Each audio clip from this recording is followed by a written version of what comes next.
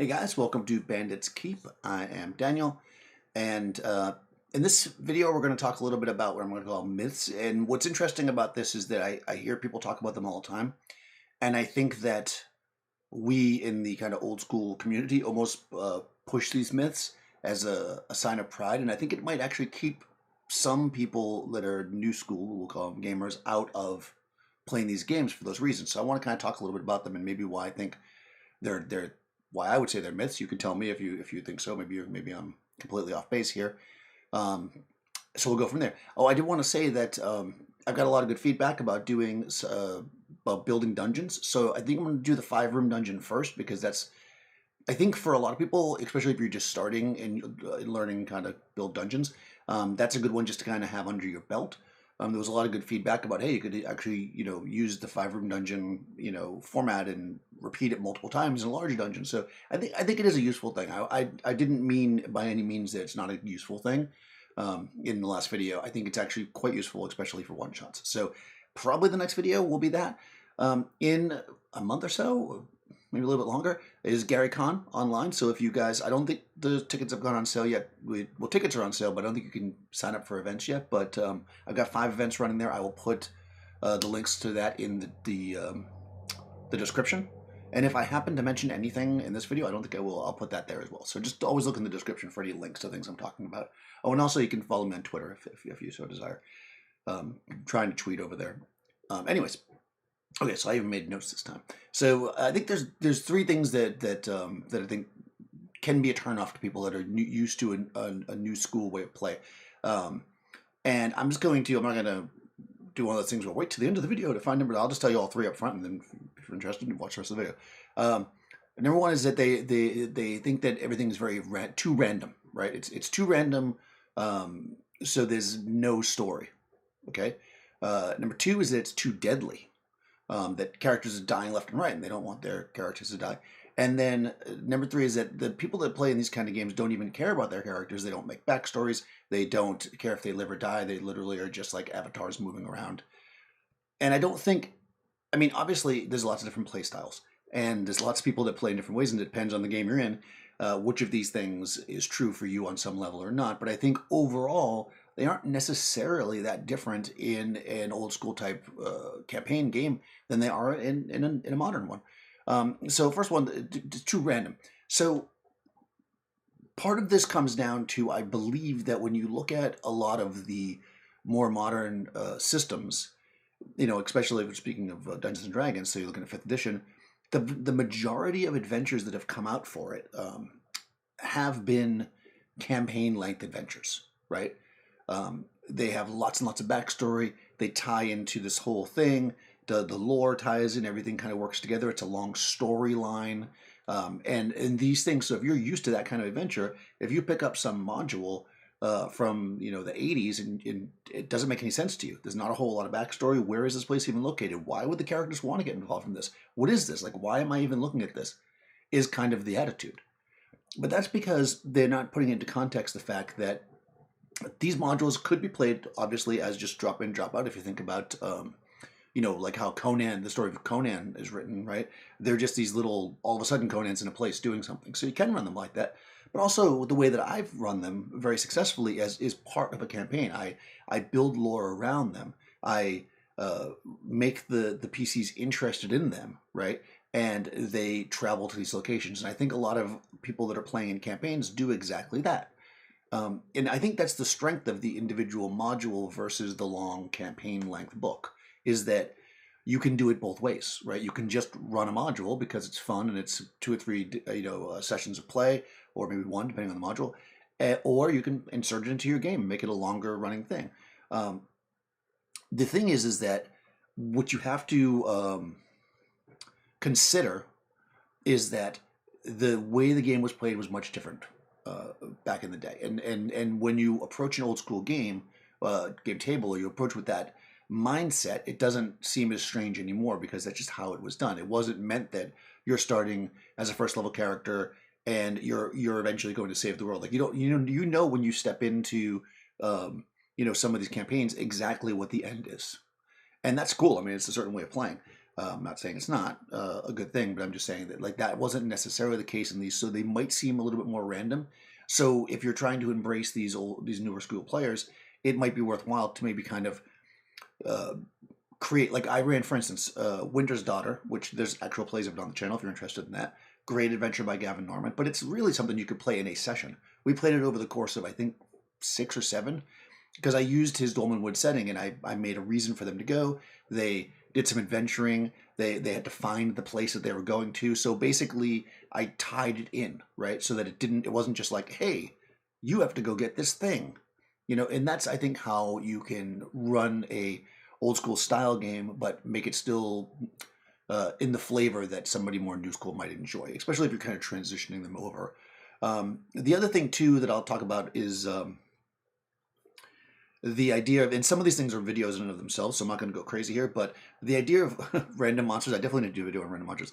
I think that calling them random monsters, which is what a lot of people call them, which I just did, it might be part of the problem, or even the fact that even calling them wandering monsters. What people don't understand about those is that if they're not part of the story, why are they there?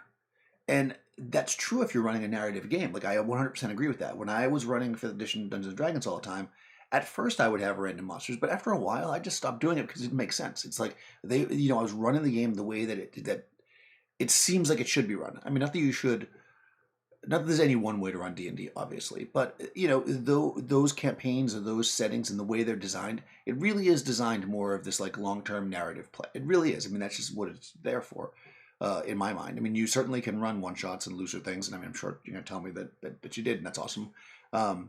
But I feel like I would never pick up 5th edition to run a one-shot. Like it just doesn't. That's just not the way that I would do it. It's about character advancement. That's why every level you get new things. It's really about that, to me, anyways. So, like, some random monster doesn't make any sense, and I think that if you look at it like that, you're like, why are these things here? It doesn't make any sense. But if you're talking about old school play, where it's about exploration and about the unknown, like I guess meta, they're random monsters, but you don't really, right? It just happens to be that you're in this cave complex, and now there's a spider here. Like, why is that spider there? I mean, probably lives there. Who knows, right? Or why is another group of adventurers there? Why are those orcs in this cave? Maybe they're adventuring, and there's lots of reasons why they would be there. And so it's not as random as people think it is if you tie it into the story, which is what a DM really should do. And I think that's really what we're slacking on as old school DMs if we're creating a situation where people feel like everything's too random. And in fact, if you watch my Angelo plays, you would see that a lot of times with random stuff, I have the players roll it so they know it's random. But then I try to roll it as best I can, roll it into the narrative. So they do meta know it's random, but I try to make it make sense, So anyways, that's the number one. Too random. It can be too random for people's taste. I think you can tone that up and down. And I think if you're trying to address this, like I said, this newer school, the people, that's what we need to do if we want to get more people to come and try it, right? Too deadly. Okay. This is a big one, right? Because one of the Founder Test's cool thing about being an OSR type person is that, yeah, in 5th edition, you can't die, and you're deadly, deadly. That's not necessarily something that's going to turn people to the game if they're from another system. Yeah, you want people to know that it's deadly and they should be careful, but not in the way that it's a meat grinder. I mean, I guess if you're going to run a meat grinder and you let people know, that can be fun. I mean, I'm not saying meat grinder's not fun, but you can very well run a long-term campaign and not have people die very often in an old school game because the play style is different, right? If you're playing in a game where death is difficult, right? Like it's hard to die, right? Because you get death saves and there's lots of healing and stuff like that, like a 5th edition, right? You are much more likely to engage in combat than you are to run, right? I don't think anybody really questions that. I mean, I guess it depends on on your dungeon master. But if you are in a game where almost any monster could kill you if they hit you, you're much more likely to try to avoid combat. So, in old school style of play, it's all about avoiding combat as much as possible, using strategy, getting what you can, and getting out. It's not about clearing every room. It's not about charging into combat. It's about watching the patrols, avoiding them, maybe ambushing the orcs, sneaking in, this kind of thing, because that's how you'll be able to survive. And yes, you will lose characters in the beginning if you're new to the system because you just don't, you don't have that settlement. And even if you play as carefully as possible, you could still lose characters. And it's not that you can't, but I don't think it's nearly as deadly as people put it out to be, or it doesn't need to be.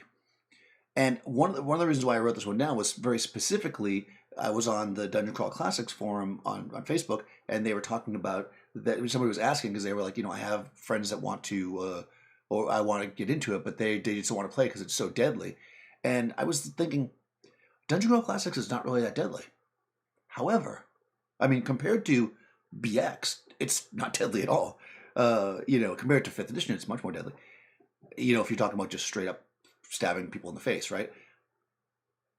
However, the 0 level funnels are what everybody raves about with Dungeon Crawl Classics. Oh my god, I had 4 characters and they all died horrible deaths, and this is what we talk about. And it makes people say, oh man, that game's really deadly. Maybe they want to try because they're like, I want to try it one time. But they don't think of it as a serious long-term game because they're just like, I'm just going to die anyways. This is not the case. You can play long-term games in BX or in DCC or in all these different systems and not, again, have character death all the time if you're playing smart. And DCC, if you're interested in like a more OSR style weird game and you're, that DCC is a good place to start. It's not, I'd say it falls into that old school vibe, but it really uses a lot of mechanics from 3rd edition and 5th edition or whatever. Well, 3rd edition, but which got carried over to 5th edition. Rolling over a DC, ascending armor class, the 3 saving throws from 3rd edition, that kind of stuff.